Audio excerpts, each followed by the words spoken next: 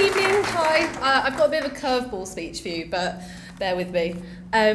So in preparing to do this speech for you, I was actually reminded of a song I knew as a child about facing fear.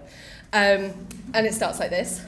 Whenever I feel afraid, I hold my head erect and whistle a happy tune so no one will suspect I'm afraid. Thank you. So this song reminded me of a story that I wanted to share with you. At 16, I left home for the first time and started boarding at Christ Hospital, which is a school that was founded with the sole purpose of providing a little learning for fatherless children or other poor men's children. I joined the school choir, but was told that the choir members had to attend weekly singing lessons to be able to join the choir, and those lessons cost money, which was money my parents didn't have. But I went to my first lesson anyway, and there in front of me sat a very stern-looking man behind a grand piano. He thrust in front of me some sheet music that I couldn't read and told me to sing, which I obviously couldn't, and so he got very frustrated with me. Believing I was wasting his time, he took out a book of nursery rhymes and opened it to a random page, and as luck would have it, it was that song. So I sang it. And he looked at me after that and just went, "Oh, you can sing." So having explained my situation to him, and after offering to have shorter or fewer lessons, he said, "Don't be silly. You can have a full lesson every week for just half the price." This man wasn't a paid member of staff. He was just a hired teacher with a big heart, and he took a pay cut just so he could teach me. I'm now a classically trained singer, and it was because this man gave me an opportunity when I had neither the means or the ability to fulfill my potential on my own. The amazing gift that John provided me with that day is something I will remember for the rest of my life, and it is something I know every person in this room can recognise. I never thought I would do a master's degree, because in the arts there's not always a clear path to achieve your goals. But the MA Text and Performance is the only course of its kind that teaches practical-based work alongside academic theory on theatre, which is what drew me to it.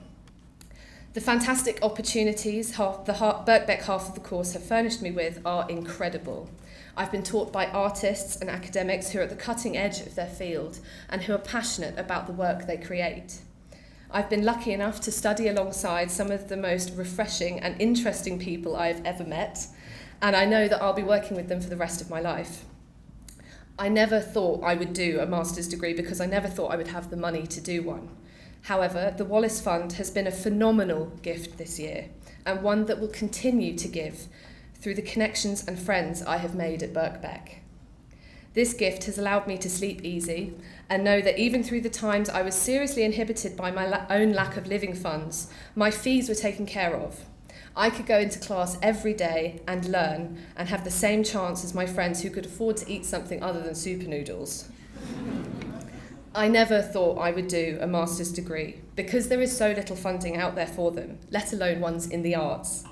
I'm well aware of how lucky I am to be and privileged I am to be in this position, talking to you today, thanking you for all that you've done for me and for others like me.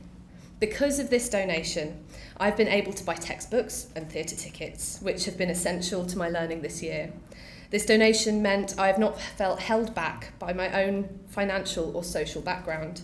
And thanks to this donation, I will now be an alumni of Birkbeck, a place that will continue to be somewhere I feel welcome and inspired by. My time at Christ Hospital and my time with you now have affirmed my belief in the importance of paying things forward. I hope one day to be in the position where I can help a student like those of us in the room with you today. On behalf of all the students here, I thank the people who have supported us. And to my fellow students, I leave you with words similar to ones I was once left with. I charge you to never forget the great benefits you have received in this place, and in time to come, according to your means, do all that you can to enable others to enjoy the same advantage. And remember that you carry with you wherever you go the good name of Birkbeck. Thank you.